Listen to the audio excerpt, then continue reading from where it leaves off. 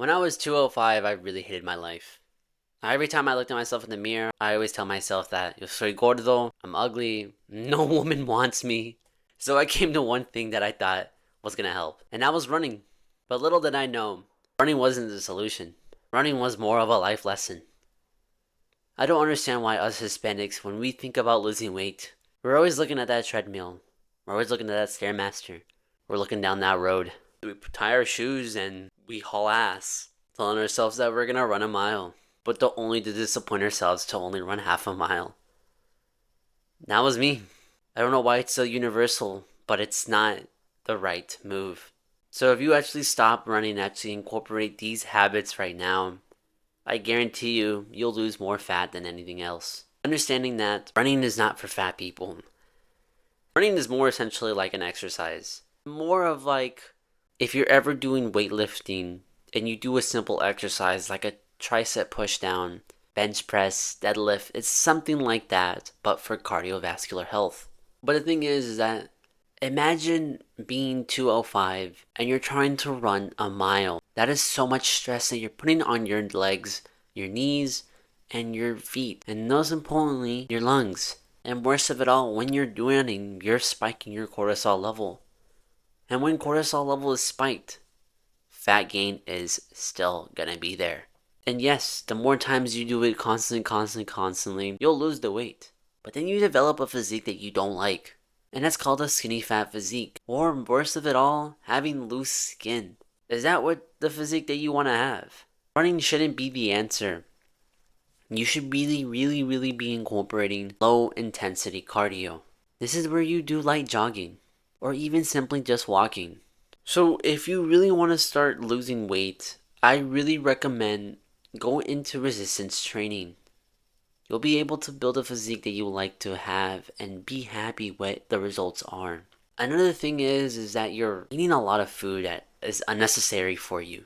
Let's say this. You right now probably eat at McDonald's. Probably kind of eat mostly to-go meals. You go out at restaurants with your girlfriend. You either go out to buffets with your family. And with your friends, we're always going to be eating out on fast food. You're eating a large amount of foods that are not really good nutrient-based meals. The thing is that I'm not going to say calories because calories is definitely a different aspect on life. What defines a calorie? But every calorie is different out there in the world.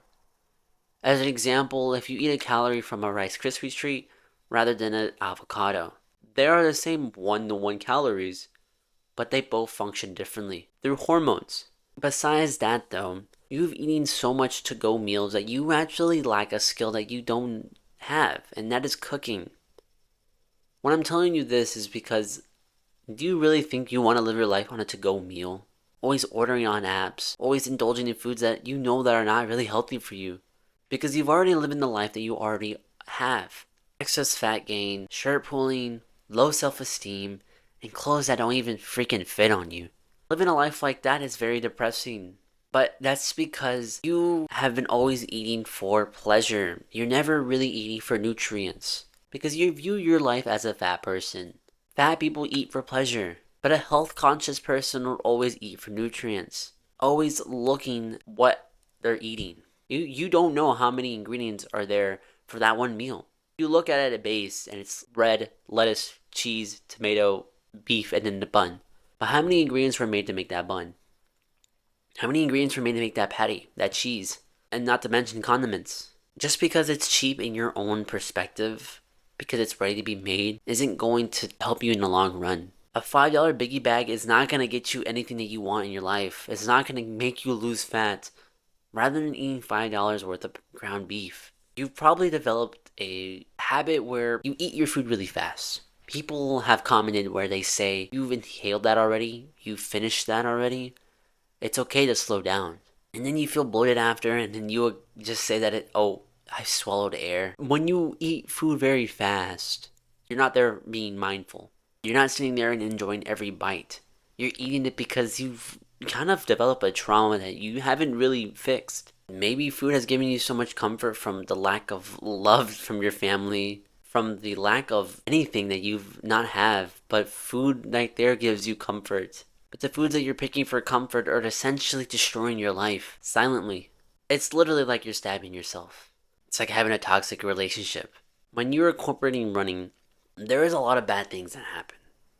Testosterone goes down, muscle loss goes down, cortisol is rising, fat gain will stay. Understanding that your body doesn't know what it's doing every day. It's kind of like living life blind, but it doesn't know what it's running from. But if it thinks it's running from something, it's going to be entering a fight or flight mode because your body wants to continue breathing, wants to continue living, wants to continue working. And when you run, cortisol level is spiked. This is where your body will enter a fight or flight mode, and this is where you feel really stressed. You just feel so tired. You just feel like, oh goodness, I can't do anything. After like a 50-foot pace? Running is not the answer. It's more of a supplement of you overeating. Let me make this more simpler. You eat a 300 calorie donut. You will burn the 300 calories off of that donut within that run. But it's not going to eliminate all fat loss. The thing that needs to be switched from running is resistance training. Because when resistance training is happening, this is where your body is going to be able to help build a physique that you want and actually burn way more fat. Because your body needs to work harder for it to build that muscle and also use that fat to help use the energy for tomorrow as well. Because if you constantly keep running every day, yeah, you'll lose fat. That's just how it's going to work because you are going to be restricting yourself with calories. But you've developed a physique that you don't like to have, and that's that skinny fat physique. Or even worse, having just loose skin. Your body looks kind of deformed. Or you look like every average Hispanic out there in the world thinking that they're going to be athletic one day. When I incorporated resistance training, I finally built a physique that I'm really proud of. Because I never knew I was able to achieve that. And I want that for you as well. When cortisol is spiked, this is where, again, your body doesn't know if it's running from danger or not because your body wants to keep living. Light jogging will actually elevate your heart rate to be entering the fat burning mode and not put so much stress on your legs, your mind, and your lungs. And you could go until failure where your body will literally be like, I can't go anymore. You'll just walk, which is even better than jogging. So really, really take this into consideration. If you're going to go for a run, do light jogging. If you actually want to eliminate cardio, which people have successfully lost so much weight and built muscle and be able to just do all this very easily without stepping on a treadmill or running every day. And that is start weightlifting. Signing up for a gym membership is going to be the best return on investment of your life. You do not understand when having that, you are having the access of building and be able to manipulate your body to enter a mode where your body's able to build muscle. Clothes feel better. Your waist is smaller. You're able to buy clothes that you've always wanted to buy and really don't look fat in it. You'll finally feel happy taking off your shirt at the beach. You finally will stop all the bad habits that you're doing, like sucking the stomach, the shirt pulling, feeling awkward when taking photos. You have accumulated this one factor called confidence. If you start weightlifting, bring a buddy to help you with that. Make friends at the gym. This is the best ROI that I have ever taken in my life. Back then, I used to be a video gamer. Back then, I used to love this one game called For Honor.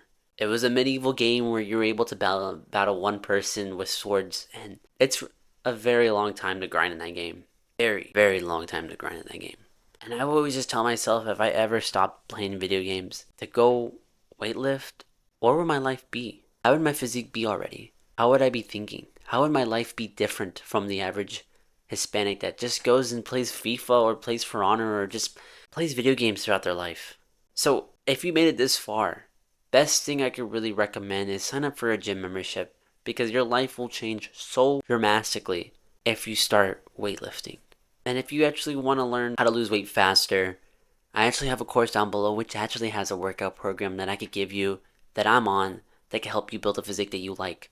And everything else with dieting, mental, body finding, social events, it's all in there. And you can simply just streamline your weight loss journey faster. So put down that fork and go lift some weights, brother.